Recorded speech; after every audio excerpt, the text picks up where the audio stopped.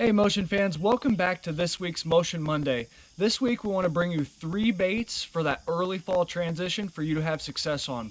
We just got back from an event at Truman Lake. It was a 2-day event. I had 3rd place with over 31 pounds. So I want to talk to you about some baits that I personally used to help me capitalize on those bites. One of the first ones I used was a buzz bait. This is a super great bait for covering water and allowing you to become super efficient with covering targets as well. We opt for a black toad. We had overcast conditions, so that's why I chose the gold blade. We're throwing this on a 7-foot medium heavy power rod. It's the spinnerbait rod by St. Croix in their Mojo Bass series. We've got that with Seaguar Stealth Grade Smackdown Braid. That's 50-pound test, and we are using a 7-to-1 gear ratio rod. So this really allowed me to get that power to hook those fish and be able to boat flip them in when we needed to. One of the second baits I want to talk to you about is a square bill.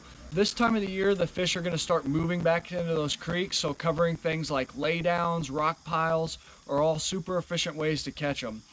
So we were throwing a shad color square bill. Any square bill will do. If you have dirtier water, experiment with that color. Start with your shad, then maybe move to kind of a yellow black back, something like that, until you find out what they're really keying in on. We were throwing this on 15-pound Seaguar and VizX fluorocarbon. We're using the St. Croix Mojo Bass crankbait rod. It's a 7-foot medium heavy power with a moderate action. So it's got that tip to allow them to suck that bait in, eat it, but keep those treble hooks pinned.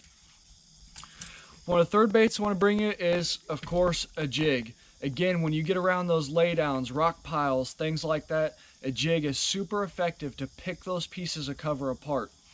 With our overcast conditions, we chose the Bruiser jig paired with the black and blue penny crawl.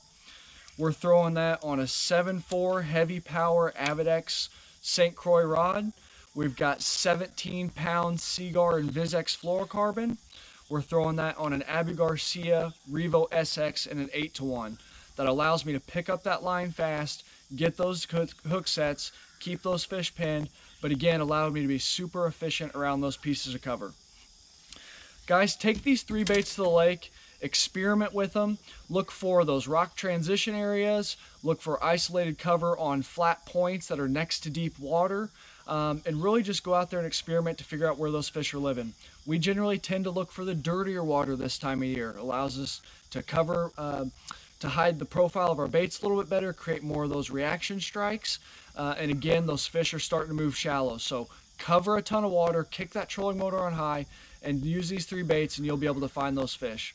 Guys, hope this was helpful. If you found it helpful, please share this video, be sure and like it, comment your favorite bait to use in the fall, and we look forward to seeing you next week for Motion Monday. Thanks, guys.